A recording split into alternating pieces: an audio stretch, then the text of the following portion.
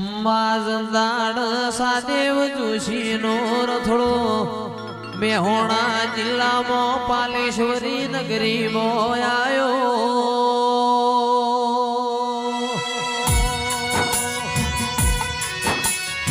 સાદેવ જોશીના રથડા આડું ઉતરી હરિપુરાના ઠાકોરો સાદેવન કેસ પાલેશ્વરી નગરી મારી છે.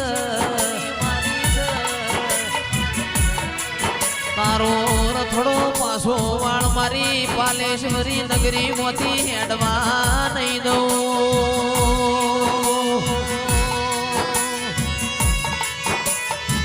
એ